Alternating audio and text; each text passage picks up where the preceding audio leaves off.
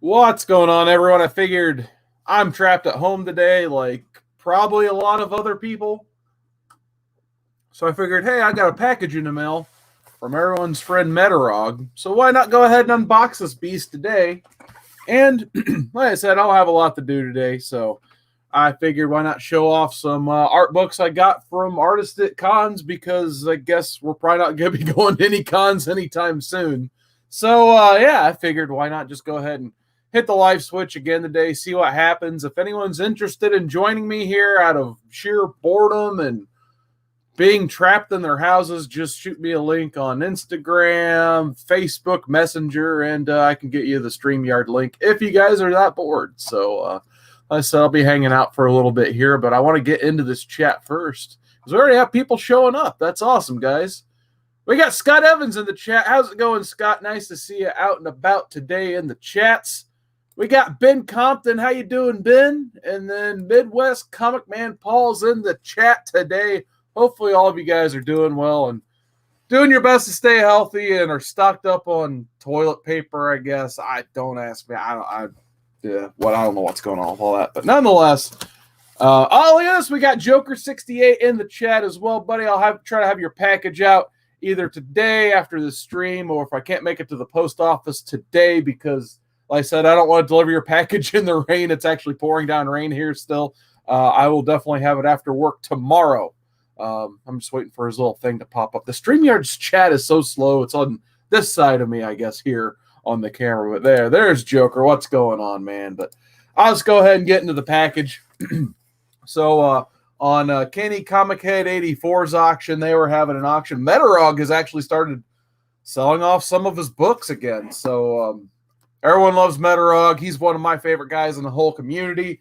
And when I heard Metarog say he's putting together a priority box of DC comic books, I was just like, I like Metarog and I like DC Comics. So you better believe I was going to bid on that. And I think if I remember, I pretty much got all these for less than $1 a piece.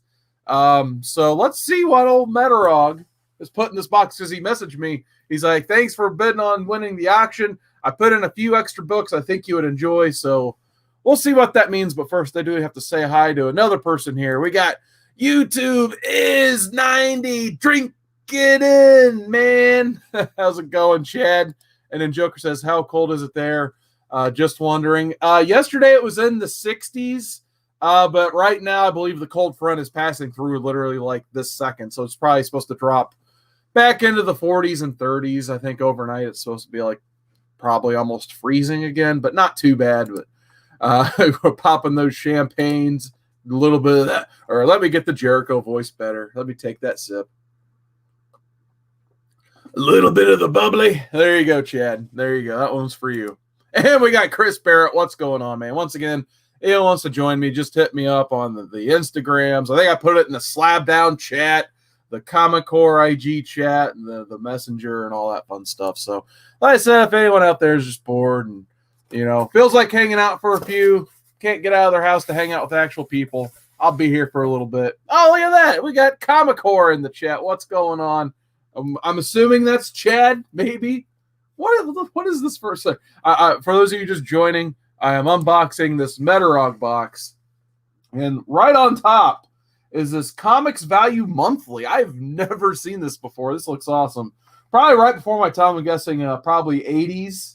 Is my guess. Actually, 1992. So, like 1 year exactly, pretty much before I started collecting, is when this Comics Value Monthly is from. So, looks like it's probably like your predecessor to a Wizard magazine and that type of stuff. So, we may have to have some fun with this book today. I love, if there's anything else, like Metarog, he definitely pays attention to what I like. So, occasionally, like once every year on my Tuesday night live stream, I'll just get the old Wizards out and just start looking up values. So sometimes, like, especially these older magazines, it's kind of funny to see what the comics were worth back in the day. So we're going to put this on the side, and if I'm still going live, we may be looking up some values in this. So big thanks, Raj, for that. That's awesome.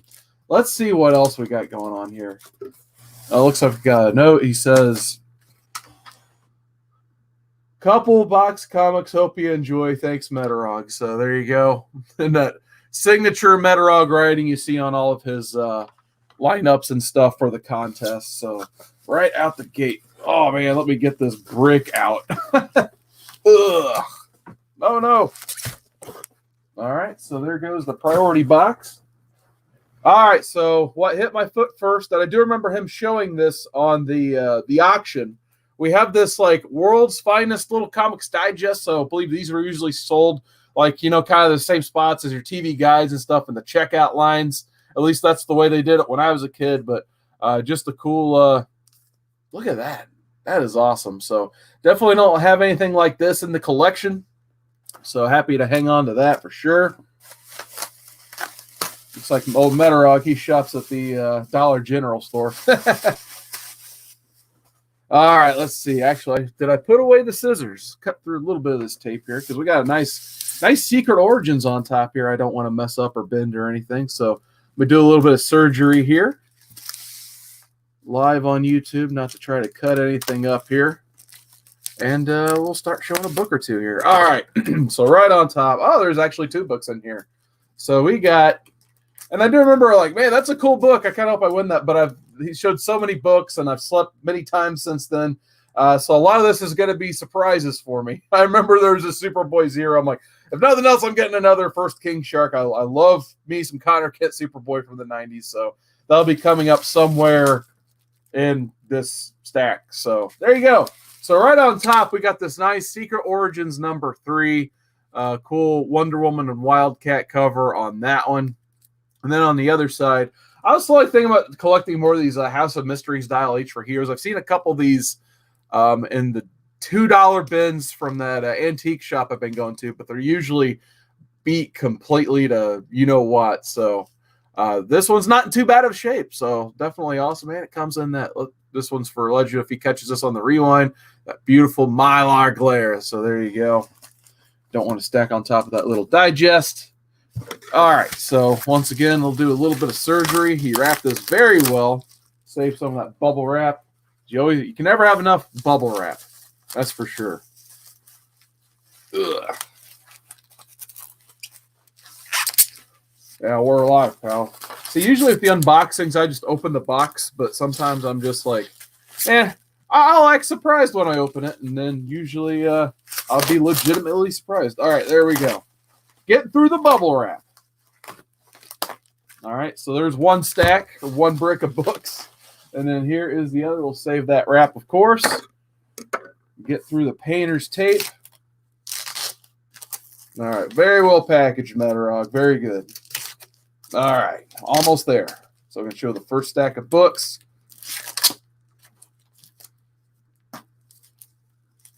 All right, let's see what we got in stack or brick number 1. And I do have to take a little bit more of the tape off, but at least for you guys, I can keep the flow going here.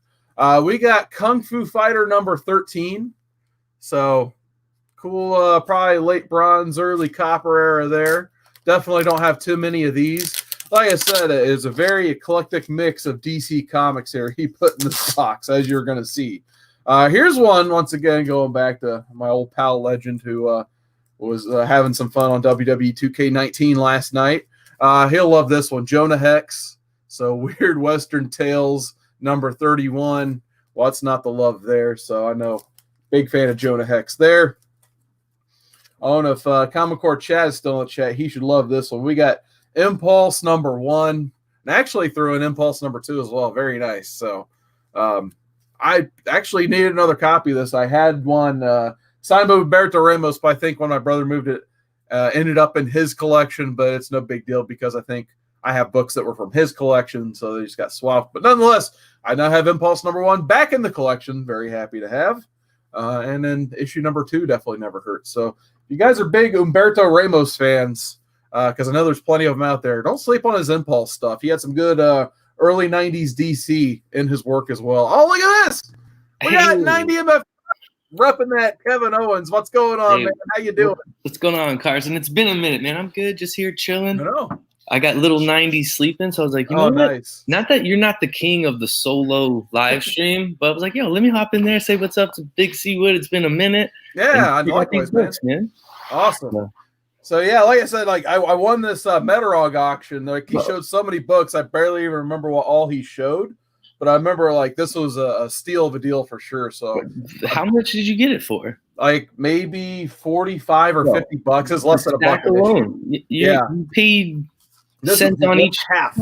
Yeah, bro. Yeah, it's probably like 50 to 75 cents a book. So got Smash Comics. It looks like there was this like Just Society Returns line. This is like when I didn't collect a lot in 1999. So I was actually kind of looking for. I remember him showing these on stream, and I think it led to like these All-Star comics coming back for a minute before. I think it was David Goyer hopped on the JSA, and eventually Jeff Johns' run. So I was actually kind of looking. Yeah, here's issue 1 of that actually. So awesome. I was really looking forward to this. So how you been, Chad? What's new in the world of 90 MF? Well, real quick for all the 90 holics in the chat, YouTube is 90, and I've just been, just in the dad life, new job that I got back in November. I can officially say I've adjusted to that. I'm working the night shift, so I'm kind of like you now, Carson. I'm up all night, and my days off have changed. But other than that, man, been good. Just started to get back more onto YouTube, doing Tuesday night streams. Nice. So I've seen you hop in a few times, so I appreciate you for that.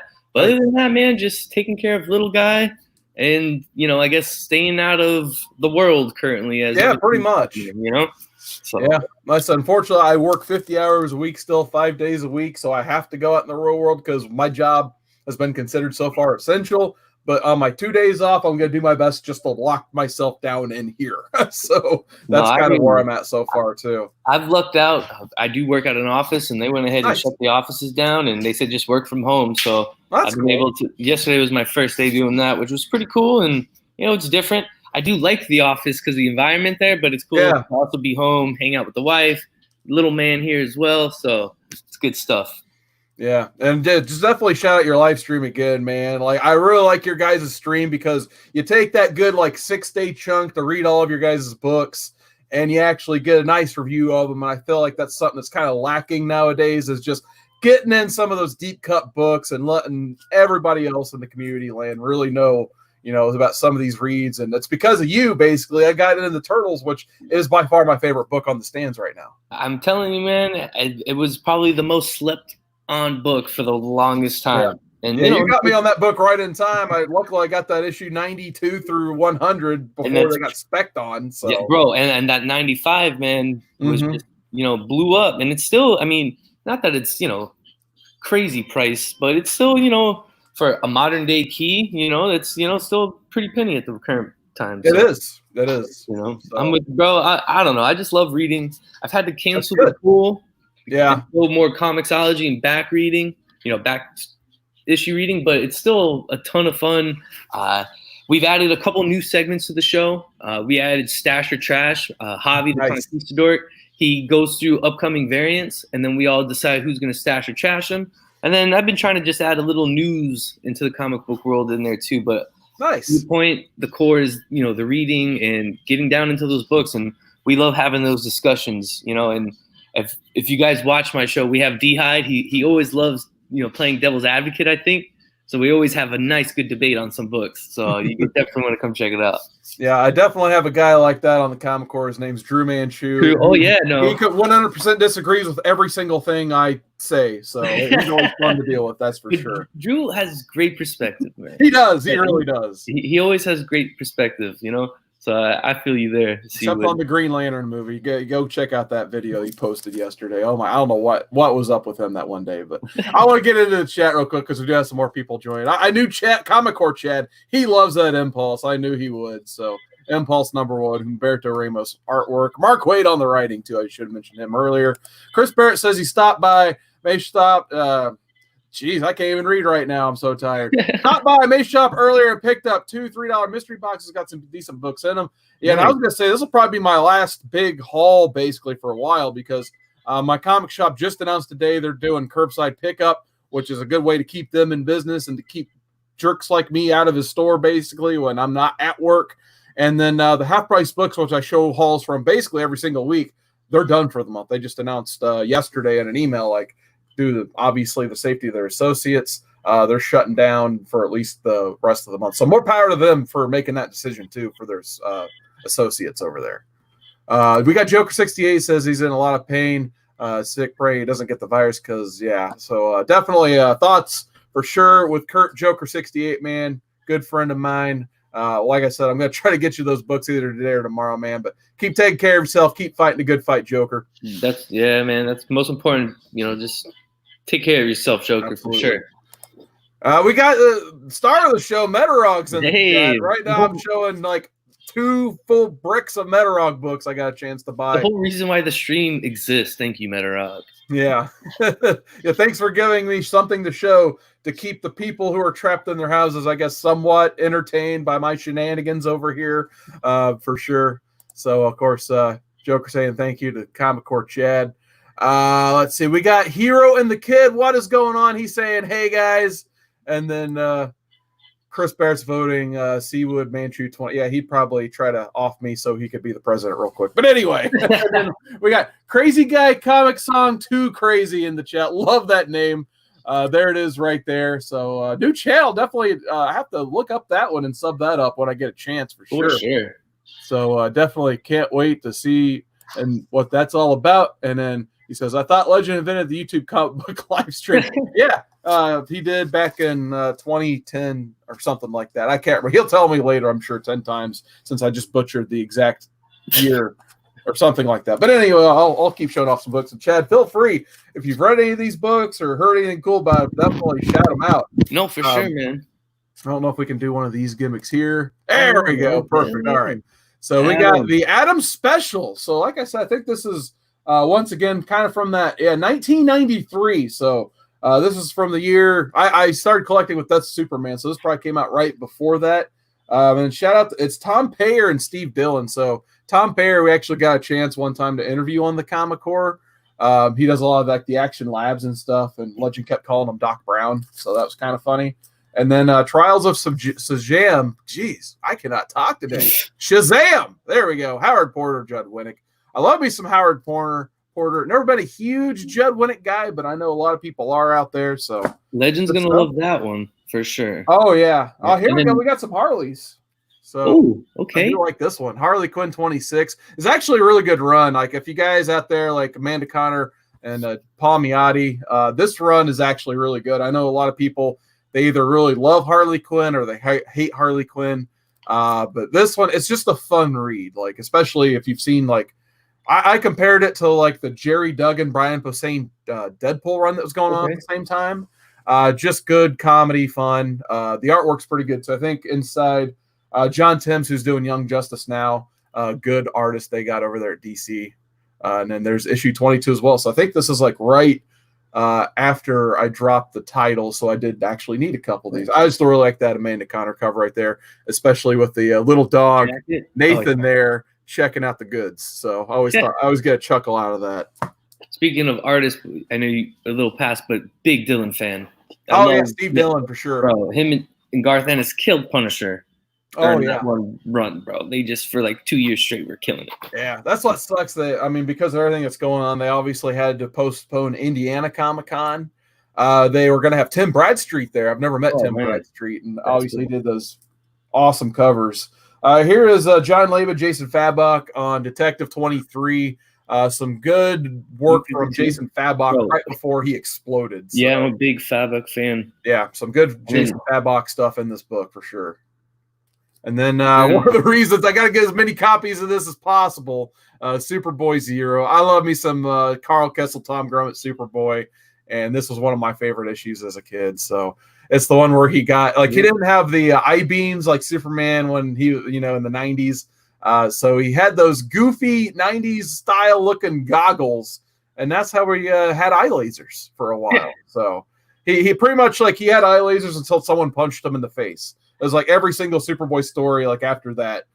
There's a really cool one where they make a new Suicide Squad, and he has to take him down to actually I think he has to prevent some sort of crazy outbreak. And as soon as he has to go underwater with the Suicide Squad, and there's this underground lair. As soon as he gets in that lair, I'm pretty sure he gets punched in the face and breaks his glasses. So that always cracks me up. Here is Titans East Special number 1. I think this is around the time after the 1 year later stuff at DC, where they did kind of like the Teen Titans versus Titans East in the Jeff Johns line. And this team was, I think, originally put together after like Deathstroke. He built his own Titans team on the east side when the Titans were mainly out of San Francisco, and they're just a bunch of vengeance-based superheroes for a second. So I think this was after they got it, ironed out after the Deathstroke stuff. And then Judd Winnick, once again, Outsiders #1. I want to read this run at some point because it pretty much, when they had Johns' Titans, which was one of my all-time favorite runs, obviously, I've been talking about it for a second. This pretty much ran neck and neck with it. So anytime they did like a crossover or something going on in the overall DC universe, those two were the ones. Yeah, so the Outsiders would tie in with the Titans kind of often, and what happened in that happened in that. Let's see, more Batman Confidential. Cool, Will Spartacio in and out. So I've never read this one either, but I remember the books looked cool on the shelves, but just for some reason never made it my pull list. And then here's a funny one. I've actually kind of wanted to read this mini series. I don't know if you've read it yet, Chad. I read it. I'm guessing by your tone of voice, I may as well just go ahead and skip it. I mean, I think it started off really well. You know, introduction of a new villain for Superman and stuff like that. I don't know, man. I just feel since Bendis jumped from Marvel to DC, storylines jumped. Everything after Rebirth with DC was, I think, you had to read it from, the early Flash stuff, the early Batman, even the Trinity stuff was really, really good. That's what I've heard.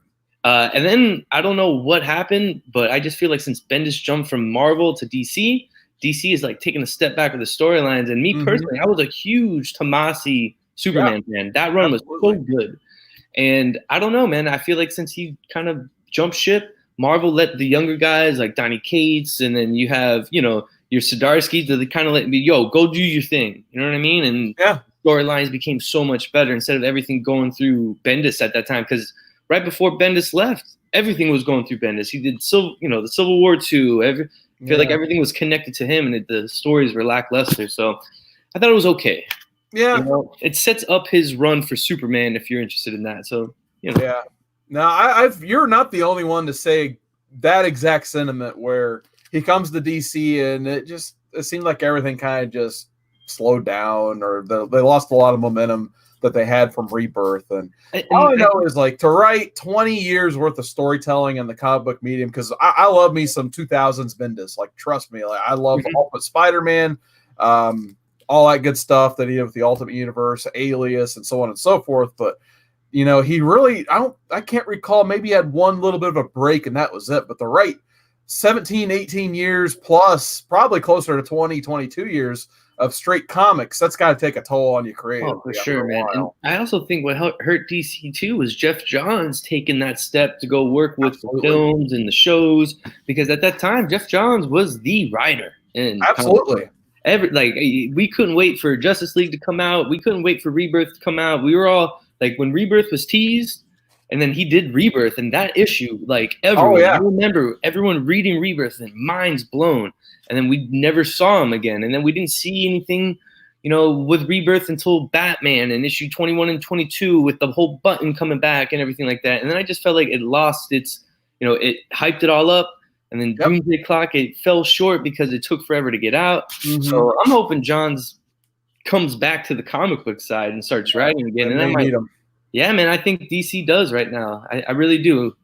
So. Yeah, I feel like their main writers, they got to start taking care of Tomasi before he goes somewhere else. And then I feel like they're not. Yeah. And then James Tynion, at least they're taking care of him. They put him on Batman. He seems to be working on a lot of titles, and he's got his independent stuff on the side. I'd say like he's finally stepped into the spotlight, and he's getting his just due right now. And then I don't know. I think they need to talk Snyder off the cliff, man. His Batman stuff, like, it's going him back into the norm.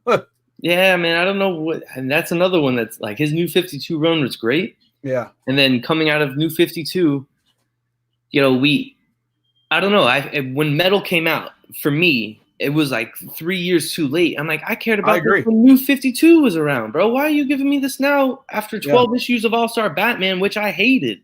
I hated All-Star Batman. It was so bad. And you came off this New 52 run that was really good. A lot of people didn't like the whole super heavy storyline. I dug it. I thought it was fine. Yeah, I thought it was cool that Gordon kind of seeing Batman's perspective, so to speak, and then really taking on the role. You know what I mean? And then you had the Batgirl title on the side with that too. Yeah, I know. So you got the basically fight her dad, and they had the Babs Tar art on top of it. Yeah, man, it really good. So I don't know. DC just has fallen off. I feel like they need to bring back Jeff Johns. They might need to let Snyder go. Let him do some independent stuff or something like that. Just give him a break at least. Yeah. Oh yeah, man. Like it's either Batman or bust for him. I know he's got his Justice League thing, but that's been kind of hot and cold in itself. And that was one that I dropped off around issue 8 or 9. I started to be like, man, you know what?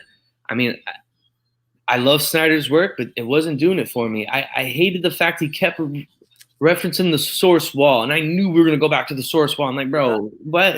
And it took how many issues? And I don't know. Like, I got off in like issue 8, and I was like, this just isn't for me. Yeah. So I told people this before, like if I was DC, I would be begging Sean Gordon Murphy to come on your main titles. I know they're wanting to like take the White Knight universe and build on that, but let's get our main universe right first. Yeah, and that's a great idea too. Yeah. Everyone's loving his White Knight runs. And even though they're maxi series, he does a really good job storytelling. And what's up, Don? What's up, Master Don? How you guys doing? Yeah, great. Paradise, So, but yeah, man, I don't know. The DC needs to do something, or maybe give a shot to a young guy that we ain't heard about, and let them go off the rails like they did with Donny Cates. And now look what Marvel has with Donny Cates, and how much that's blown up, and everyone's on Donny Cates's tailcoat, so to speak. So yeah, absolutely. What's going on, Donnie? How you doing? Oh, enjoying life. Yeah, best I can, right? Yeah, I hear that. Yeah, we also I want to get back to the chat. Of course, we did have the Mastodon. He found the link to get in here. Yeah, if you guys are part of that Comic Core chat or the Instagram stuff or the Slab Down Instagram, I just threw it in there because why not? I'm just having fun talking comics, showing off the Metarog lot I got. If you guys want to hop in, definitely hit me up for a link. We also got John Thomas Kids is in the chat. What is going on, John? Hey, Lewis, we got our Great Legend show. He says, see what don't buy books. The books buy him. His new catchphrase lately. Metarog says, Don with his new hat. Well, this isn't the new one. Oh, okay. Nice. I'll be right back. All right. Yeah. The Mastodon. The Mastodon. Right. Let's see. There we go. We'll get back into the hall right here now. Here's one I don't know too much about. I feel like I've seen it 1 or 2 times. We got Prez #1. Okay, that one I don't know nothing about. Yeah, me either. And then from the New 52, I know since Legends in the chat, he likes that Dan DiDio written comics. Here's OMAC, written by Dan DiDio and Keith Giffen, I believe. So. And that was when they relaunched seriously 52 titles. Yeah, exactly. So this is probably title number 52 that just made the cut. So I remember I hate to say it, but I just had no interest in that book. Oh, here we go. We got some kind of underrated Mike Zeck action here. Deathstroke the Terminator issue 10. He did a lot of these Deathstroke covers in the 90s, and they definitely didn't disappoint. Oh, here's one of the ones I was surprised he kind of threw in. Here's Deathstroke the Terminator issue 15. I believe this is First Ravager, if I remember right, too. So it's a good issue. Not a lot of people sleep on it, I think. And that issue 1 cover is just classic 90s. Oh yeah, absolutely. So he almost looks like he has wings on that cover. Oh, the way that log's breaking. Yeah, I think Zek was missed on the other cover, but yeah, that's a cool one right there. But yeah, I like this one as well. I love me some Rose Wilson from the Titans days. Oh, look at this! He threw in a Blue Devil #1. Ooh, that's awesome. Love. I've actually been wanting to read a little bit more Blue Devil since I watched the Swamp Thing series. It's actually pretty awesome in that. And then I was actually wanting to start collecting these. You don't see these very much. The Just Imagine Stan Lee Robin. So I don't have a lot of these Stan Lee DC written books. So very cool. Okay, so I think I should. We got Detective Comics 1003. Once again, hey, Tomasi. Knocking up Tomasi. Yeah. Speak of the devil, we got Dark Knight's Hawkman Found. So I know we are talking metal earlier, so there's that. These actually, The funny thing about Metal, and Chad, you may agree or not with me, I think the one-shots were vastly better than the actual miniseries. 10 times better. Yeah, 10 I like that times Hawkman found better than the rest of them. Yeah, I was going to say, like, I kind of like a few of the moments from the mini, but I think all of the one-shots where you get to see, like, an evil version of Bruce Wayne, like, manipulate his allies into, like, basically siphoning their powers in one way or the other, especially, like, the Red Death. And actually, the Death Machine may have been my, like, kind of favorite that no one really ever talks about. It's like the Cyborg one, where he basically loses Alfred as his father figure, and he just snaps. That's when he, like, hacks into Cyborg and, like, puts Alfred's, like, he basically, like, I don't know how familiar you guys are with Battlestar Galactica, but he basically uses, like, Cylon-style technology and puts an evil version of Alfred into Cyborg, and he becomes the Death Machine. So it's pretty nuts. Oh, and then there's that Batman Confidential #1. It's kind of talking about this earlier with the Will Spartasio art. That's really awesome. And then some Convergence. So, Chad, what do you think of Convergence? Because I didn't like it. Terrible. Yeah. Okay, good. Someone was trying to tell me, like, you need to read Convergence again then, because I thought it was good. I'm like, what? I mean, maybe the only thing good that came out of that was Jonathan Kent, and only because eventually we got Tomasi Super Sons with it. And You're right. That was good. So Garbage. As we say on Stafford Trash, that would be trash. Or that's the new toilet paper down here in Miami. All right, so that was brick #1. Now I got to untape brick #2. So there's brick #2. So gotta love the brick. Huge shout out to Metarog, man. This guy hooked it up with some DC books, and all I know is once he said DC, I was all in. So actually got a few of them I'm probably going to try to read today because I'm probably, like I said, probably going to be the last of my pickups for a while with things closing and changing in the world rapidly. Yeah, enough said about that. We're here to talk comics and take our minds off things for a little bit. More of those 99 JSA books. I'm really looking forward to looking through these. Star Spangled Comics. With these really cool Dave Johnson covers. Oh, that's really cool. Station Comics. That's real nice. So, yeah, I'm really looking forward to looking through those. We got some Alan Grant, Jim Aparo, Detective Comics 641. I've slowly started to Batman as well. A lot of good stuff in there. Oh, cool. I think I was actually missing this issue from my run. Aspar, All-Star Batman and Robin issue #4. So, wacky run. This may be a future Modern Men read of some sort because of just the sheer insanity. I'm just curious to see if anyone actually votes on it. By the way, if you guys like Modern Men on Monday, we still have our poll going for what you want us to read next week. It is on the Comic Core community tab. Right now, Death of Superman's in the lead, so yay! I can't wait. Hopefully, I'm kind of rooting for it. I want to see how many votes we can get for this new feature we kind of discovered last week. So it's been really cool so far. A lot of fun. Looks like V for Vendetta is going to be the runner-up again. Is it back in second place? It was in fourth place earlier. Yeah. So yeah, that vote keeps going back and forth. Here we go. I keep getting copies of this. Like this might be my 4th copy of the Tom King Batman #1. So, and then of course you got to have the Rebirth. You got 2 first appearances in it, I guess. That's true. I think I have the second print of that one. Yeah, I think I have 3 covers on this plus 2 copies of just that cover. I mean, I like me some Tom King when he's sane, if that makes sense. Yeah, but yeah, define that person. I wasn't a huge fan of that first arc. And, you know, as a Batman fan, I stayed on that Tom King run until about issue 66, like really trying to give it a shot, you know? And the only thing I really liked was the War of Jokes and Riddles. And then, honestly, I heard that was good. I think the best comic from that entire run was, like, the one-shot Kite Man story, as crazy as it may sound. Like, there's a Kite Man issue that is so good that I think it's the best issue in the entire run, and it has nothing to do with Batman. He seems to have this knack for taking care of like C and D list level characters like no other, but give him the A list. Look out, get out of the way. He's gonna kill them all or something. Like I just hated Heroes in Crisis so bad that it was almost unforgivable. But I love Mr. Miracle. His Vision run is pretty awesome. And the new Strange Adventures issue, so far so good.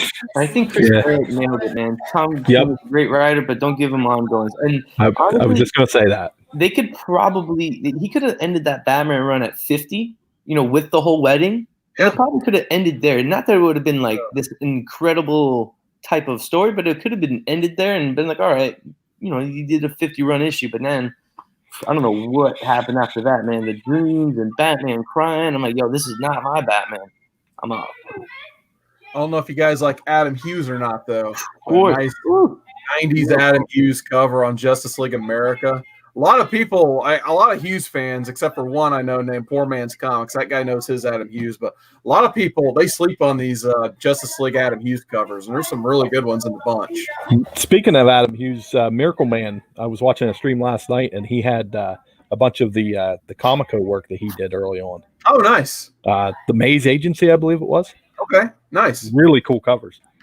And then Emma Comic Girls. I know nothing about this book, but hey, it's got Jimmy Palmiotti and Justin Gray on it, so it might be fun. A cool Emmanuel Lupacino cover there. Actually, let's see. Let's look into the chat real quick. We got Prowler671. He says, "What's good? Nice seeing you in the chat once again." Prowler. Chris Barrett is still begging for marbles in that Modern Men randomizer vote, all that good stuff. We'll get there, Chris. We'll get there.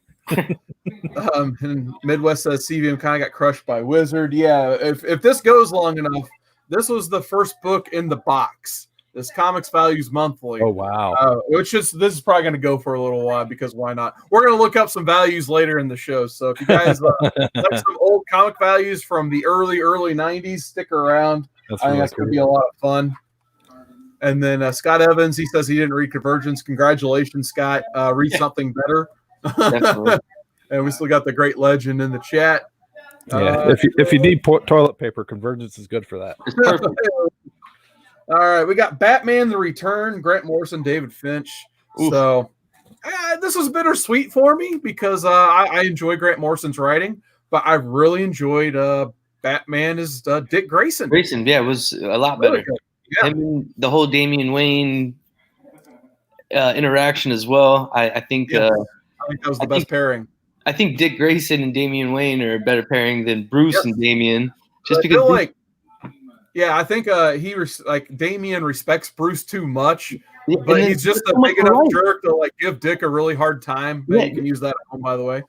Yeah, no, and Bruce and Damian are so much alike in a sense where you have the difference between, Dick and Damian. And then the other thing that I think is great as well, Dick can also relate to Damian because he has been Robin. So you see that side of Dick throughout the entire series too. I love that Grant Morrison run. I'm with you there. Yeah.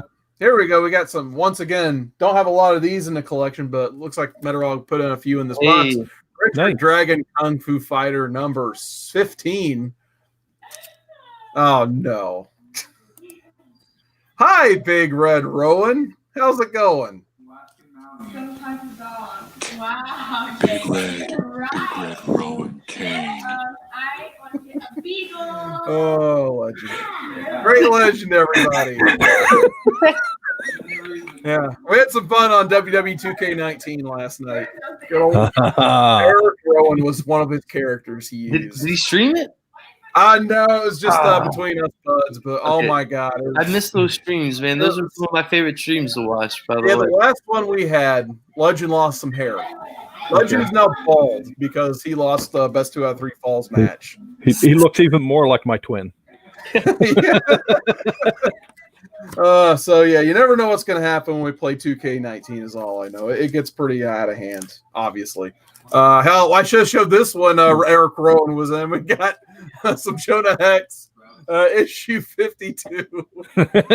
Oh, legend. He killed me. I'm sorry. Justice League Rebirth number 1. There you go. That's Ryan Snyder. Hitch, Right? yeah. Now this was pre-Snyder. This was the. Yeah, that's right. That's right. This is like the one that it kind of launched and then they didn't care about it instantly. I think it dropped after 8 or 9 issues. I think you're right. Yeah, I think eventually they put Chris Priest on the title, and it was just eh. Yeah. They had some cool J.G. Jones covers, and then they just relaunched it again. So yeah, I think it was coming off of New 52 Justice League, that was a big disappointment for everyone that had Justice League on their pool. Oh, that's awesome. He threw in I think Batman volume 2, Nice. number 1. So that's a really cool book. I like me some Batman Beyond. I was actually when I was driving an hour the other day, I was actually listening to some superhero themes because I have Amazon Music, and the Batman Beyond theme was on there, so I got a kick out of that. Nice. And then Patrol number 1, pre Kupperberg. Grant Morrison on issue 19. Yeah, you get Kupperberg in this. But yeah, I've actually started reading through a lot of this run. I need to get back on it. I made it through like issues 19 through I think 36, 37. Very awesome run. For me, it lived up to the hype. I need to get back into it though. And then it looks like he's thrown in Martian Manhunter, American Secrets, issue 1 and 2. We got Gerald Jones and Eduardo Beretta. So that's a cool cover. both of them are pretty neat, actually. That's awesome. I like that. Look at this. He threw in. Can't go wrong with this. This is probably almost nice. right there. I think actually I got this on the wall right up above Michelangelo's head there. This looks like it's probably an upgrade copy for sure for me. So, but just an iconic issue. Maybe one of my all-time favorite comics ever. I mean, you can't go wrong with this. I'm actually planning an entire Modern Men special around Dark Knight Returns, probably around 29 or 30. So, good timing to get this book, I suppose. Now I got one I don't have to scratch off my wall. Then here's JLA 41. We were talking about Grant Morrison earlier. Nice.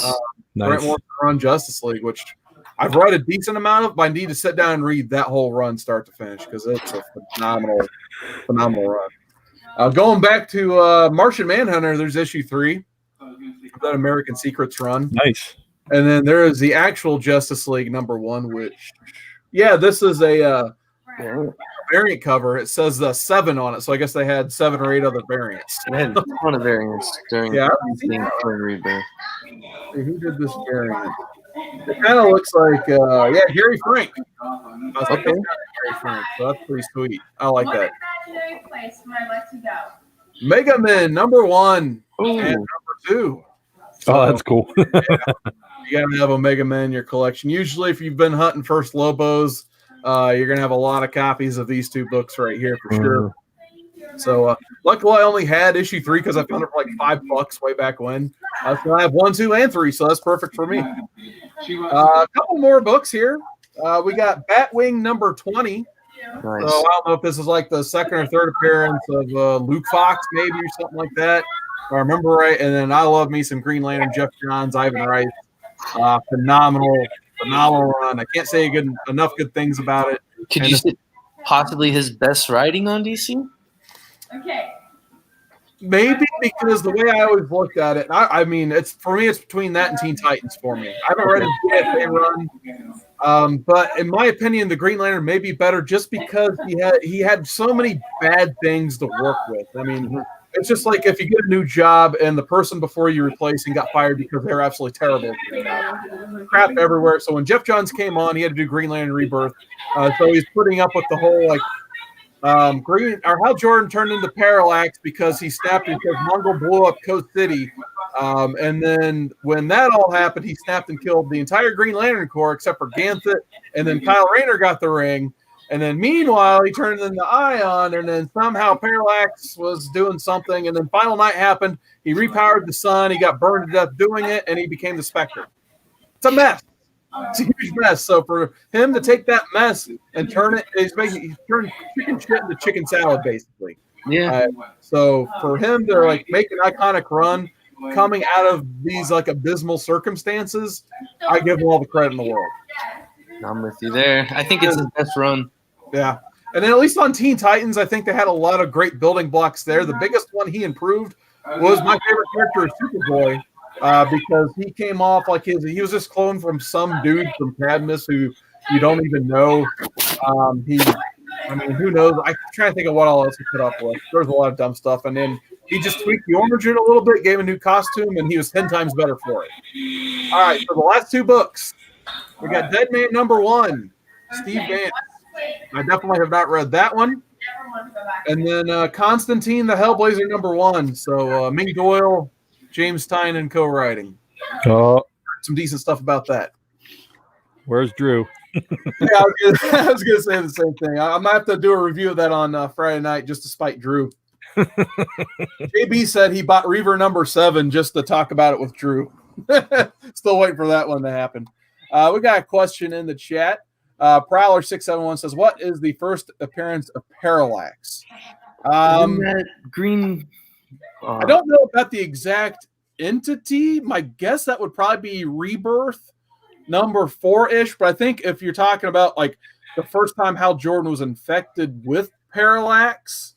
I don't know if there's an exact issue, but when he calls himself Parallax, is Green Lantern 50 from that 90s run. Where And it has that like, yeah, the iconic 90s run. yeah, I think it's got to be at Green Lantern 50 because that's where he changes up his costume after he goes into the Green Lantern Central Battery. And he comes out with like that new costume with the goofy shoulder pads, and he's like, "I am Parallax." So that would probably be considered the first Parallax, but I don't know if they did any like teasers or Easter eggs before that alluding to what was going to happen. I don't think they did. I think it was Ron Mars came up with it, and then they ran with the Emerald Twilight storyline issues 48, 49, and 50. Yeah, it's that Twilight Emerald. Yeah.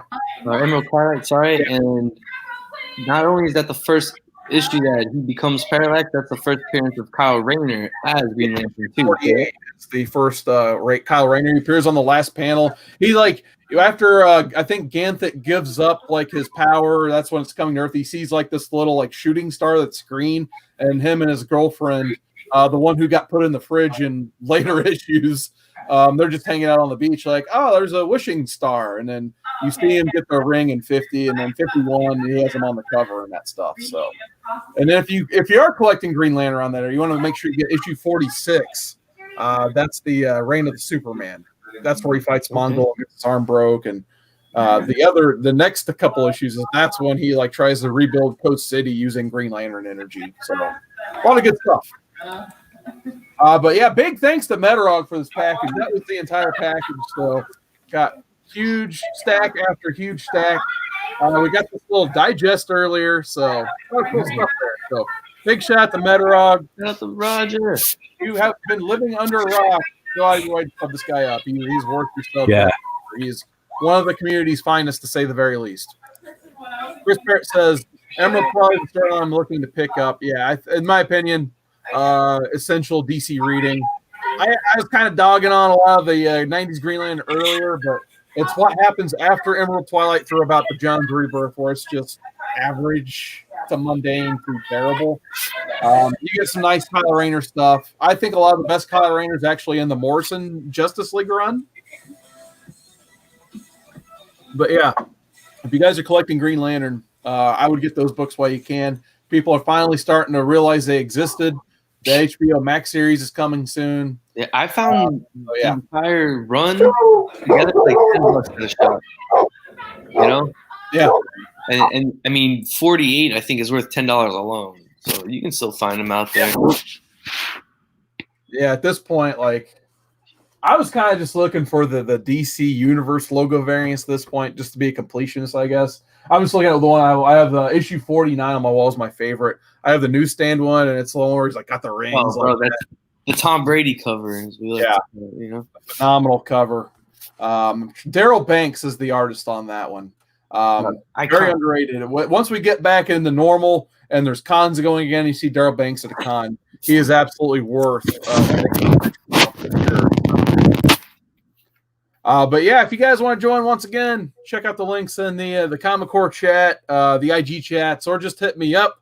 But Chad, anything else new with you, bud? Nah, man. Like, I mean, I guess some of the things I've been reading hardcore. I'm in the middle of Rick Remender's Venom run, Agent Venom. And nice. That's a good run. It is so good, bro. I love. I mean, I've talked to some other members of the community. Some people fell like towards the middle of the run and started to fall off. I don't know, man. I'm on what issue? I want to say I'm on issue 9 right now, and I'm still like fully invested.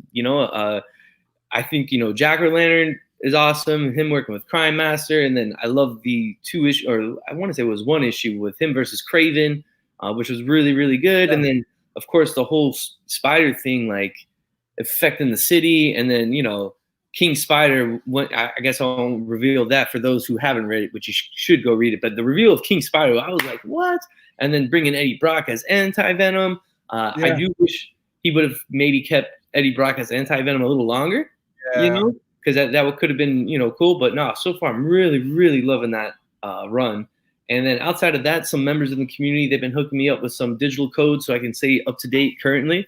Nice. So still up to date with Venom and Thor. The only thing I need to catch up on is Batman, because right before Tynion took over, I had to cut the pool. So it's finally, I think, getting that story that Batman deserves, so to speak. So I definitely gotta read and catch up on that.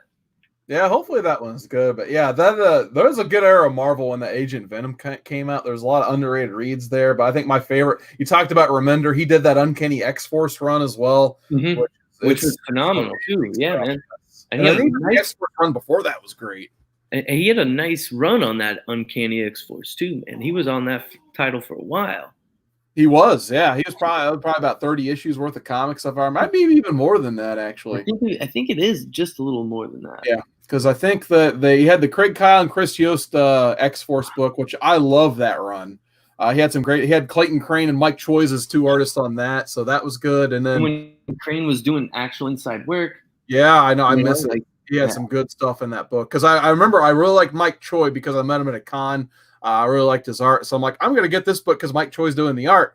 And then it turned out Clayton Crane was a great artist too, and I'm like, wow, this is awesome. This is a great book. And then Clayton Crane on Carnage USA, man. That's another. Oh, that's right. Yeah, Carnage USA was right before that. Bro, slept on read. I thought that read was so good, and then the artwork throughout the entire series is phenomenal. So. Nice. I miss Clayton Crane on Inside Work. Come back. I missed a lot of guys on Inside Work. Like yesterday, on my live stream, I was showing off some like 90s Gen 13 with J. Scott Campbell. I'm like, man, can't they pay this guy and make him do some actual work? But right? Those days are gone, I think. Yeah. Same thing for Joe Quesada, Jim Lee, and all those dudes. Jim Lee will come out of retirement every once in a while, but he's overworked. Yeah, no, Jim Lee did the first few issues on that Justice League run with Jeff Johns. The first two arcs. I'm not mistaken. Yeah, I think he did some Suicide Squad too for whatever reason. Yeah. Oh, yeah, that's right. And all those covers were really, really good in Rebirth as well for Suicide Squad. You're right. Yep. Not anything new. Not a whole lot. I'm like you. I'm probably going to be limiting my hunting and pickups and stuff like that. Oh, I've been limited for. Yeah. With the new one. Yeah. I'm like, just in case if you guys see me just cut off real quick, like he's almost up to like be fed again. I'm like anticipating it. I just see it.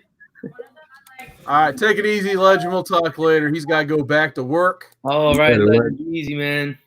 Chris Barrett says Alex. Man, he's still on Marvel's 94. I mean, I will say this: Alex Ross is one of my favorite artists of all time. So I'm with you, Barrett. Not to worry. Anytime that Ross does a cover, I gotta give it. We still got Scott Evans hanging out in the chat today. And then Prowler, he loves him, that Green Lantern. And, of course, Metarog, the star of the show today. All right, so pretty much like the B topic I made for myself because I was going to do more bagging and boarding kind of like I did on my show the other day. But I pretty much blew through what bags and boards I bought for that show. So I don't really have books that need bags and boards. But I don't actually have the bags and boards. So I'm just going to show books. We're going to shoot the shit on some stuff. And, so basically, I probably showed these books on Tuesday live streams before. But, hey, that's buried in my feed somewhere. So I figured why not show some of the stuff again. One of the things I kind of like to collect when I can are just art books from artists at artist alley tables at cons. These aren't books you really see around ever anywhere. You have to meet the artist or like be following their Twitter to know about some of these things. So there's a lot of cool art books you can get out there. So you guys can show them, and why not? And you guys can give your thoughts on them, I suppose, and we'll go from there. So, of course, I have them alphabetical. Nice. I probably don't, but I got this Arthur Adams convention special out last year. And actually, it's a shame Legend just left because he was with me when I bought this. And of course, almost every one of these books should be signed. But I got this last year at C2E2 from Art Adams. But yeah, just phenomenal Art Adams stuff. So it's always just like artist pick stuff. I'm not going to show too much of the inside artwork on these because I don't artists ever pick into this if they don't want me to show off their art book on the inside. But gotta love that. So. My one thing is these things always come in like different shapes and sizes, so there's never a consistent book or bag I could put these in. That's my one challenge to myself is to figure out how to get these bagged and boarded at some point. Next up, I'll highlight Andy Bennett. Not a too well-known artist. He's gone to the last 3 or 4 of the Cincinnati Comic Expos I've been to, and he does killer art every single time. Like, just to give a sample, like this one's like all Twin Peaks. It's called Let's Rock an Inktober Project. So usually he just does like 30 pieces of art for Inktober, sells them, and actually. All right. Before this guy starts crying, I'm gonna go feed him, and if he's still alive, I'll be back. I know where the link is. All right, thanks, man. Thanks for having me on, Don. It was a pleasure being on with you as well. Thank you to all the 90 holics in the chat, and remember, YouTube is. All right, drink it, man. Drink it, and but yeah, Andy Bennett, definitely one of my favorite artists I've met at con. Who maybe one day he'll get some recognition he deserves, but I think he does really good art. Some of the best commissions you can get. I don't know where my Catwoman. I got to strip this room for my Catwoman. She used to sit right here behind me, and I looked. I'm like, oh, that space is empty right now. So that's really annoying. This video, I'm gonna figure out where Catwoman is slid off to. So, I don't know. There's an actual piece of art he did. Nice. Yeah, it's probably. I don't know if I bought the book that it's in, but yeah. So I thought I lost Michelle Pfeiffer there. So back up where she belongs. There you go. She's being held up by a Wii U tablet that is collecting a lot of dust. So, there you go. Thank goodness. I thought I lost another Scott. Ugh. Ooh, that was scary. All right. So the other one that's just every day is Halloween. And I think a lot of this art is just random. Actually, you know what? I think the Catwoman is printed somewhere in here. Yeah, there it is. Nice. So he actually did print that in. And just some of the other ones, I almost just bought the whole line, but I didn't want to blow a whole convention budget. Like there's his Danny DeVito Penguin, which I probably should have just bought this one too. He may still have it available actually after if we can still do that stuff in a while. There's an Edward Scissorhands he did. Nice. So, and I was looking for the one he sold that I wanted. That was for some reason that Catwoman was still available on a Sunday, but this is the only one he said like went instantly. Was the Nicholson Joker. So that's why that's why I went ahead and had him do one for my sketchbook, so it was all good.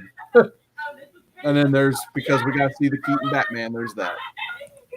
So really cool artist. He usually goes to the Ohio cons a lot, so highly recommend his art if you guys can catch him at a con. Now here's a random one. I don't even know like the weird design of this sketchbook, but it's Lanilla Francis Yu. I got a sketchbook from him a few years ago at a Wizard World, and it's kind of weird. You got to slide like this little. I don't want to maintain or destroy this little label he left on it because I think it looks cool. But there's like this label you have to slide off to open the book. It's super weird. So now I can actually and it folds out. So the cover folds on its side so you can see Wolverine. So super random and weird book. I think the back cover, it also folds into the Spider-Man. So really crazy weird sketchbook. And then on the inside you get like this little robot dog of some sort. But I couldn't afford a Lanilla Yu sketchbook sketch, so I just went ahead and got this book. So as you can see, pretty wacky. I don't even know how that folds out. So super weird. That's why I kind of just left it as is. I'm like, man, I'm probably gonna actually rip this thing looking at it. So yeah, Lanilla Francis Yu. Love his art. His sketchbook's a little weird though, but it's still a cool little knickknack. So I'll slide that back on there. So there you go. All right, next up. I think these actually go for a bit online, but I'm definitely never reselling them. My J. Scott Campbell Shades of Grey sketchbook. Nice. This would be something he'd charge quite a bit for now, probably. Of course, they're both signed. But I don't know if he did a third one in the series of these. I just liked them because at the time I was kind of a broke college kid and they were like $10 or $20 compared to his $50 hardcover sketchbooks. Yeah. But yeah, there's a lot of cool random art in here. He's either been that's cool. Or has been used very sparingly and rarely in the past. I'll see if I can find. I doubt John's Comics with Kids on it. By the way, Zatanna. Nice. Them legs. Ivy. Probably one of his coolest ones. There's actually a few in here I cannot show on the stream because of obvious TNA reasons. But I thought actually both these panels are pretty cool. So on this one here, he actually did work for the Indiana Jones trading card line. That's and I cool. guess my brother actually went and bought a whole box of them to try to find these because he didn't do the cards. They're actual sketch cards that are randomly inserted in packs. So if you got a pack of Jones cards, you would get an actual J. Scott Campbell sketch possibility. So that's cool. These are sketches that were on little cards that they put into the trading card line. So don't know the rarity of those, but I imagine they are beyond super rare. And then on the other page, when this book came out, Lost was a big hit on TV. So you actually get to see him doing some concept art for Lost or whatever. I don't know if he just liked the show or there was something being planned in a comic form, but yeah, obviously you see John Locke and Sawyer and then the rest of the gang down there. So I always really like this book. It's got a lot of cool, and then there's more of I guess he did a lot of the cards because there's more of them. So I always thought that was really cool. Just imagine just getting a pack of trading cards and you get a random J. Scott Campbell piece of art inside those. So nice. Definitely something I had no idea existed before. I definitely can't show that. Did you see what Chris said there? Let's see. He wants to see a community art book. Okay. Pretty cool. I guess what you could do is hey, I think I still have one of those Batman or Superman all blank comics. I guess you could do a doodle in it and then just mail it to someone else and hope it makes its rounds. It seems like a lot of things in the community that have kind of started like that, you stop hearing about because either someone kept it or it got lost in the mail somewhere. Yeah. So if there's anything else cool, of course you got to have the Trinity. So Wonder Woman. Like I said, I don't even know if all this art was ever used for anything else. I'm trying to think of when they would have published a Wonder Woman cover with J. Scott Campbell in 2008. I definitely don't remember that. Can't show that. Whew. Uh-oh. It's with Black Cat, of course. So, which it's funny because I think they just reused this one recently for a cover on the Black Cat run. So, yeah, I thought that was funny. Basically, they're just reusing his art. And then, of course, more Shades of Grey. So this is the sequel to this sketchbook. So J. Scott Campbell's the kind of guy who has sketchbook sequels like him and Hughes, I know for sure. So you get Empire to Leia to lead off the book. Gotta love that. So yeah, I don't know. I just love me some J. Scott. See if there's I think the other book's way cooler, but it looks like he did do a commission for somebody. It's John Locke. I really like this one. I know his. I'm thinking Adam Hughes. His wife's a big fan of Death, but there's his version of Death from the Sandman line. So I thought that was really cool. Of course, you gotta love you some Gen 13. I was kind of disappointed the other book didn't have a lot of Gen 13 in it, but at least he put some Fairchild in this one. And then, of course, this movie came out at the time, Avatar. So that was kind of cool. He took a blue canvas and did his work on that, so it looked really cool. See if there's anything else in here I can show. Ooh, definitely can't show that. That looks nice though. you get your money's worth in this book, I guess. We'll just end with King Gray and Emma Frost. There you go. There we go. A good ending there. So probably two of my favorite sketchbooks in my collection. I'm a big J. Scott Campbell fan from the 90s, so those I've always treasured those quite a bit. And then here is I won't show too much on the inside of this one because it's a lot of used covers, but this book's pretty cool. It's Ethan Van Sciver's called My Struggle Volume 1, and he actually did a little Hal Jordan doodle on there for me. But yeah, this book is super cool because you'll see used panels from his Green Lantern run, and he'll actually explain some of the whys of the way he framed the panel, framed the splash panel, and all that type of stuff. So there's a lot of cool content in here that kind of explains his art style process rather than just showing Carrie Fisher. He'll show you his art and explain why he did it the way he did it. So okay. I always thought that was pretty cool. And then there's him drawing Impulse, which, hey, can't go wrong with Impulse. And yeah, 2007, man, that makes me feel old. Yeah. Here we go. Actually, I don't think I can show too much of this one either because I think it does have a lot of mature content, if you will.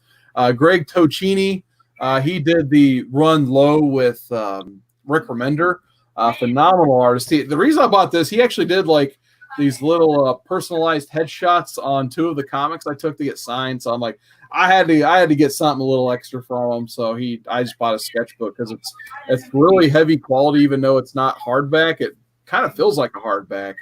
But yeah, he has some cool art inside. So underrated artist in my opinion, Greg Puccini. Love that.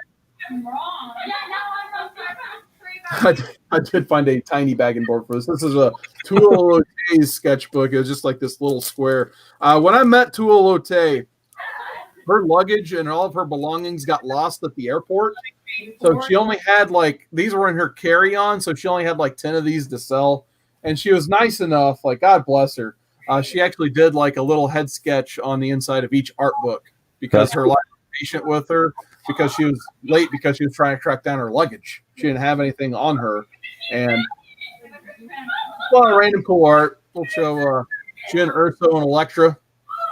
So there's that. And she had these free I don't know if these are free or she just sold them on the side, but I bought these too. So just have these little square prints. I thought those were neat. So Tua Lote, she was awesome. Maybe one day she'll make it over the States again somehow, but a lot of fun meeting her. Another great artist. She worked on, what did she work on at the time? I know she did a All-Star Batman. Here we go. We got John Timms. Cool Harley Quinn artist. He's moved on to Young Justice. He's about the only thing left I like about Young Justice right now. Unfortunately, he doesn't do the whole book. But he was really nice too. He did I believe, he did a little Harley Quinn doodle on the inside. I think it's kind of funny. Wolverine's just like, what the hell? Where'd you come from? Yeah. So John Timms, I think he's one of the better DC artists right now. And he has a whole bevy of work in here. So thought that was pretty cool. I think you'll like the next one, Donnie. I think you'll really like this next one. Ooh, Steranko. I like it. So, unfortunately, I went and met him at Louisville. He had a huge line. So his handler there was just like, hey, if you don't want to wait, he's selling these books that are already pre-signed. I already met him once. I got the Spirit of America canvas poster up there. So I was happy just getting a signed art book from him at the time. But I just really love that cool purple outside. And you get some nice Nick Fury work on the inside and that stuff. Yeah. Trademark signature right there. Can't go wrong with Jim Steranko, that's for sure. He's a little crazy, but I like his charm. That's for sure, to say the least. Some Masters of the Universe artwork that he did, which wow, I thought that was super cool for sure. Let's see what else we got here, and it's no one's probably ever heard of The Shadow. So that looks really awesome. Nice. So that is really cool. If I understand, that's the work he's most proud of is The Shadow. Yeah, nice. Some Sherlock Holmes. Looks like some pencil work on that. Don't know if anything ever happened with that, but that looks awesome. I don't know if they're right though. See what else? What's the third? Oh, that's right. A lot of it's just concepts and stuff too. So, but yeah. Jim Steranko. Can't go wrong there. All right, before I keep going, I got a couple left here. Chris Barrett says, oh, it's John Timms, not Bruce Timms. Okay, you can't show a Bruce Timms art book. I wish I could I met Bruce Timm once. It was in this big assembly signing line for Ultimate Spider-Man 100 project. I think that was that was a different signing. The signing I met him at was when they released their first big DC animated movie, when they did that whole line of directed DVD. So I met Bruce Timm in that line. I said hi to him. That's all the chance I got to talk to him because it was so fast and furious, that line. So it was definitely cool getting a chance to meet him, but I'd like to at least meet him at some point, get a book or two signed, and maybe try to get one of them sketches I see online. But I think he only really does San Diego. But yeah, unfortunately, he'd be a hard one to meet, I'm sure. So let's see what else we got. Got a little bit of a list here. I didn't bring out all the hardcovers, still a couple more over there, but for some reason this one ended up in the stack. The Marvel art of John Romita Jr. So for a little bit, Marvel's putting out these Marvel art ofs, which are kind of neat. They'll show an actual panel, and then it's kind of like the Van Skywalk, except it's 10 times bigger. They'll actually explain the whole process. And it's done this widescreen format. They were rolling with that gimmick for a lot of their hardcovers for a minute. So pretty cool for the big, huge Ramita Junior fans out there. Don't have that signed, but it'd be cool to get that one day, even though it's heavy. We were talking about Clayton Crane earlier. Here's one of his early sketchbook. Signed at the bottom. Of course, this is before he started charging like $10 a sig. Oh, wow. So I think he said, yeah, there's only 333 copies of this printed, I guess, according to what he signed at the bottom. So wow. Yeah, and I got number 100. So that's pretty cool, right? And this is actually a pretty thick book too. So it's designed the same size as a comic, so you can bag and board it right. Nice. It's actually a pretty hefty book, and you get to see his whole process too. Like there's a whole part where he breaks down, like, you know, taking an image and then adapting it to the page. So that's pretty cool. And like I said, this is before he became like, you know, another cover artist. Like this is when he was doing all kinds of interior work and stuff like that. And I'm gonna have to look for this Robot and the Girl. That looks like it'd be a cool book. So, yep, can't show that. All the stuff you can't show, unfortunately. I already showed that. But yeah, I mean, if you guys are interested in the actual process of art, some of these are pretty cool. I can't recommend, you know, going up to the artist and buying these types of books enough. So, put that up. All right, moving on. These are kind of, she sells a lot of these, but I did have to get one Jenny Frison book from when I met her a couple years back. And then this is mainly just like a lot of the Wonder Woman covers. Yeah, this says the covers volume 9. So she does produce a lot of these. But hey, once again, it's just one. It's a cool option if you don't get a chance to meet the artist. You can just support them in a way. Sign it in there. But I think this was like her like best wave of Wonder Woman covers. So I went and got this volume 9 book. So that's probably my favorite cover right there with the face and the rope. Did you say that was Jenny Frison? Yes. Yeah. Yep. I'd like to meet her. She seems pretty cool. Like, gotta love me some Buffy. She did a Giles cover. Nice. So I had to show that one off. So it's cool stuff in there. I don't know, actually, this is a legend book coming up. I don't know if I've ever showed him this one. Rob Guillory. We're big fans of Rob Guillory. So I bought this one off his online store. I actually just left it in the bag it came in because it fits it perfectly. So this is one of those instances. It's a paperback basically, but it is a very sturdy cardboard. So love me some Guillory. Did farmhand and shoe. I think this was pre-farmhand, so there's not a lot of farmhand concepts in here at all. But you do get to see a lot of his commissions that he scanned and put in. Wow. So you get Deadpool and Wolverine there. I like the bullet holes in Wolverine. Yeah. You get this like trashy looking Poison Ivy. Pretty awesome. Like he said, he just has this like, I gotta mention that Yorick and Ampersand from Why the Last Man. Nice. That's really awesome.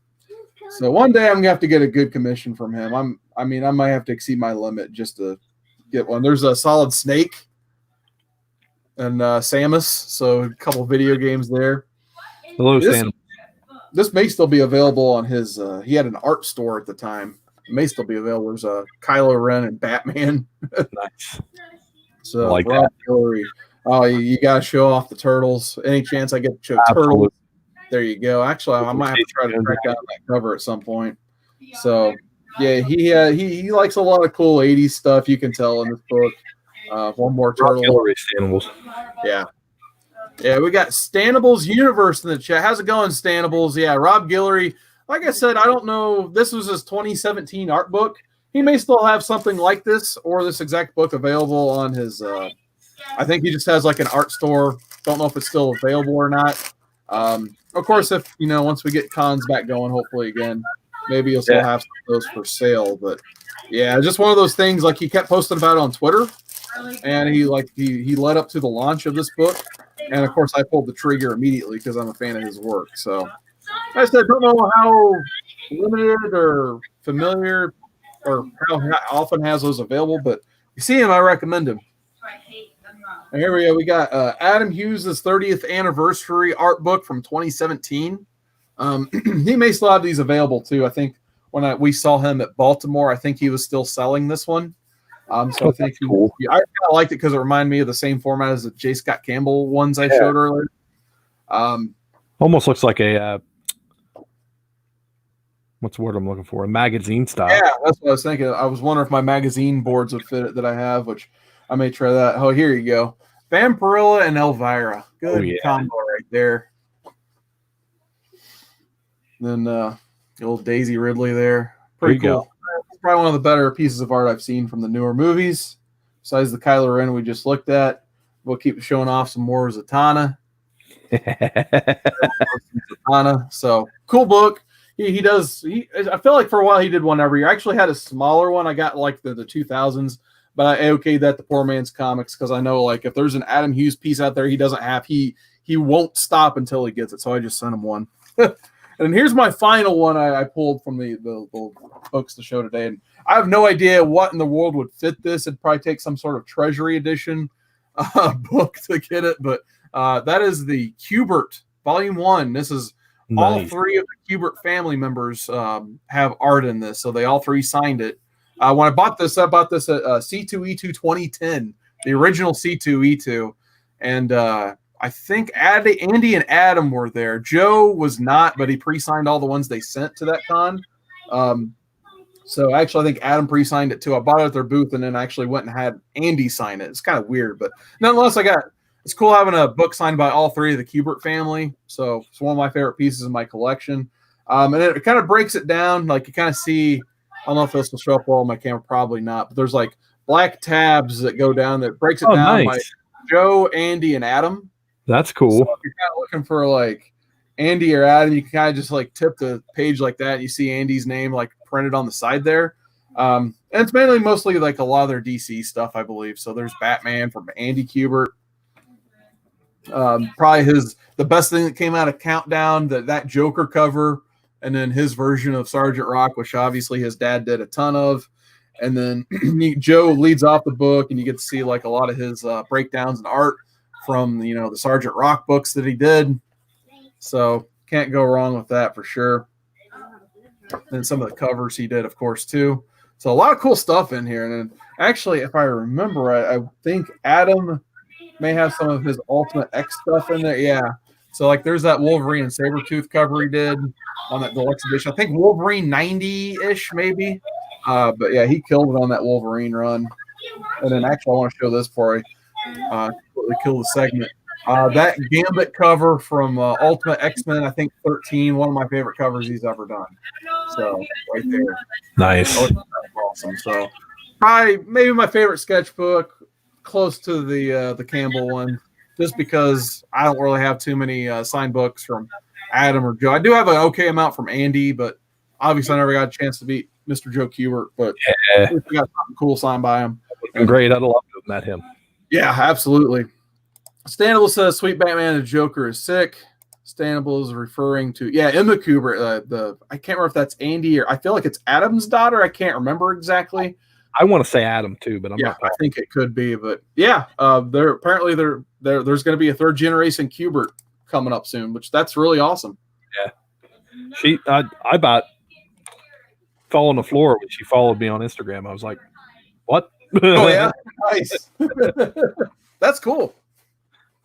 I'll have to look her up on Instagram. I'm curious to see what her art style looks like. If it's more of like her dad, if it's Adam, or if it's more like Joe or Andy, basically. I feel like the one time I saw it, I thought Andy Kubert's style of art, which I don't know if I have a preference between the two. I think they each have their own individual unique style between the two brothers, and I kind of dig them both. I feel like Andy's is suited a little bit more for like Batman style, which maybe is because he did Batman. I always really liked Adam's work in Wolverine. I don't know how to describe it really, but do you have a preference between the Kubert family?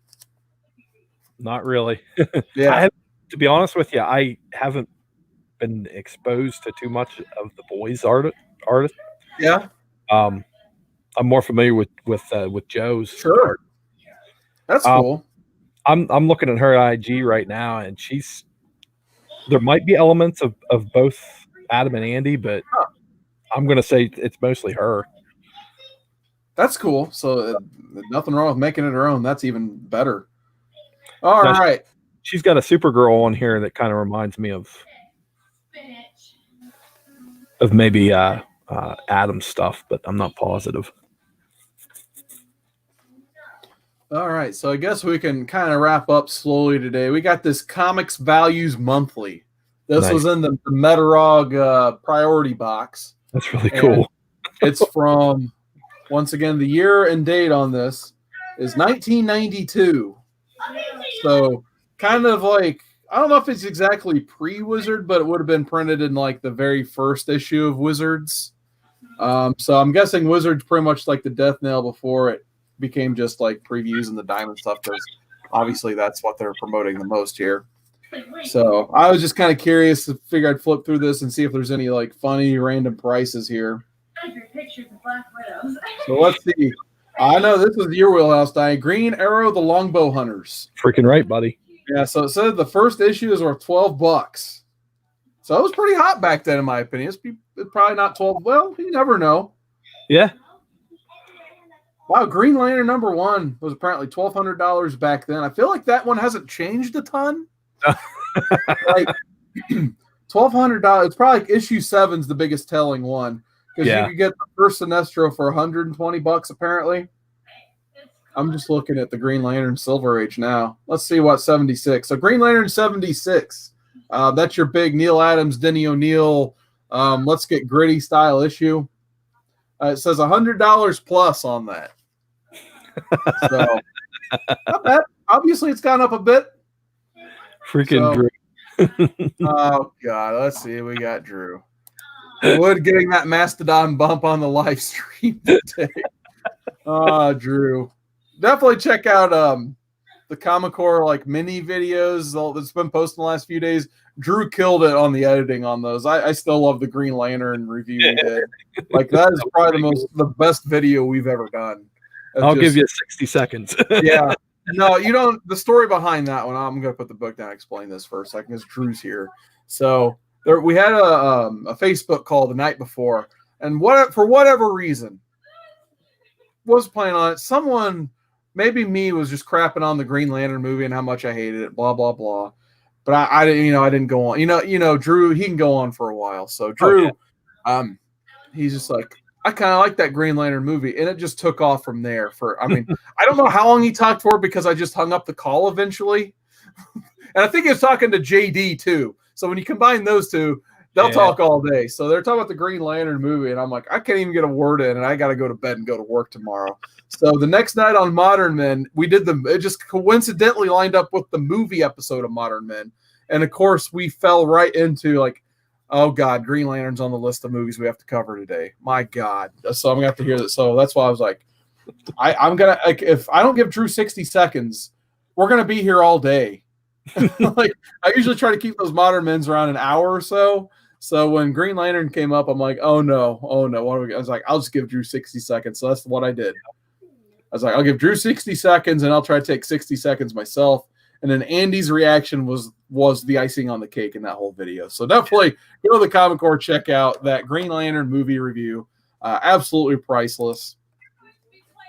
Stanables is asking, how much for Green Lantern 181? So let's look up.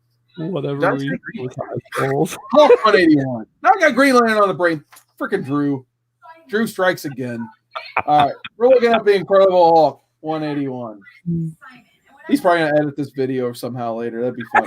I think he's sitting at home now because of, Corona. So he's just going to start editing and butchering everybody else's videos. So, Drew, feel free to edit as much as you want on this channel if you can sit through it. All right. H. So we're going from House of Mystery, House of Secrets.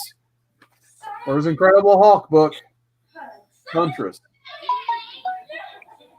Beep, beep, beep. Do they leave out, or is it one of those like it's going to be under the? Please tell me there's not the, or maybe it's just under Hulk. But apparently, it's not even in here unless they break it. Oh, okay, they break it down from DC. You can tell how many times I've read these Comic Value Monthlies. They go from DC to Marvel instead of just all alphabetical. Okay, we're live, pal. We're live. As Jim Ross would say when Sid Vicious messes up his lines. So let's do that again. Let's do that again. Nope, no do-overs. All right, so here we go. We're under Marvel. Fantastic Four. We're getting there. We're getting there. And once again, if anyone wants to join, the links are in the Comic Core chats, and the Instagram chats, or just hit me up. If I'm checking messages, I'll definitely be happy to have you on. All right, here we go. Green Lantern. Drew. First full story appearance, Wolverine. $325. $325, and then the 180 was $90. It says also says Wolverine on it, and then 182 is $60. So there you go. $325 to get you a first appearance of Wolverine. That's not bad, right? So you could tell this book was starting to kind of come out, and they started to sizzle in the early 90s with some of these prices. What year was that one from, that magazine? 92. I was 10 years old. There's no way I would have been able to afford that anyway. Right. Yeah, exactly. That's the way I always look at it. Let's go New Mutants 87 here. First appearance of Cable. $75. That's still pretty up there, in my opinion, for considering it came out. Your New Mutants 98, though, was $12. Yeah. So that's when they all slept on, obviously. Because you get the first Domino, not really. Then Gideon, then Richter leaves the team, and of course then it finally says like first Deadpool. Yeah. So. Actually, no, it's funny. Money. Issue 100 was worth just as much as issue 98. Wow. So kind of a little factoid there. Let's see. Does anyone else have any suggestions? Probably not. Drew says he's trying to put together a BKR 90 eating supercut. Nice. I'm sure Chris Barrett will view that one. He'll give that one a thumbs up, I'm sure. So, okay, here we go. Let's go with some X-Men here. So, X-Men #1, still a valuable book. $2,600, 1990. So, still had some heat on it back then. One issue I really like is X-Men 50. That's your first Lorna Dane Polaris. Oh, yeah. $50 back then. So, probably hasn't changed too much in the last few decades. So, I feel like that's still what you could probably get it for if you tried pretty hard.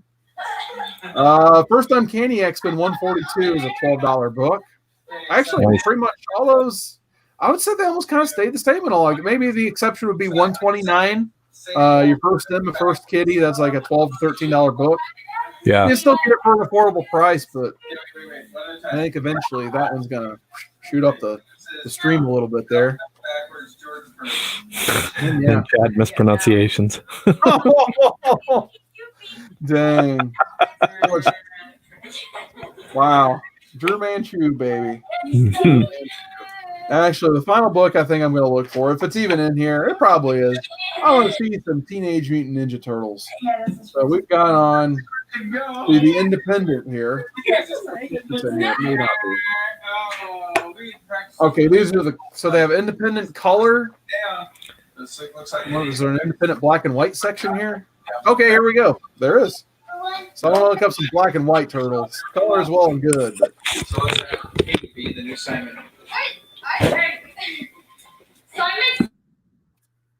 All right, let's see. TMNT Leonardo, $11. That's all it was. Well, actually, that's probably like $1 book nowadays, I feel like.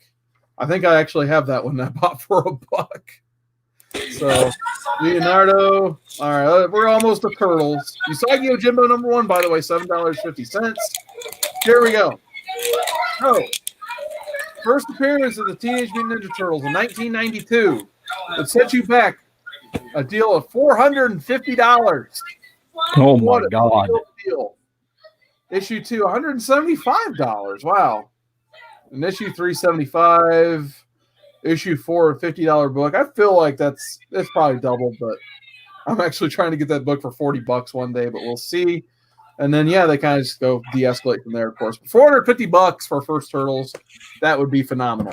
So, Stanable says those dang Green Lantern first appearance of the Wolverines are hard to find. Yep, they sure are. They sure are.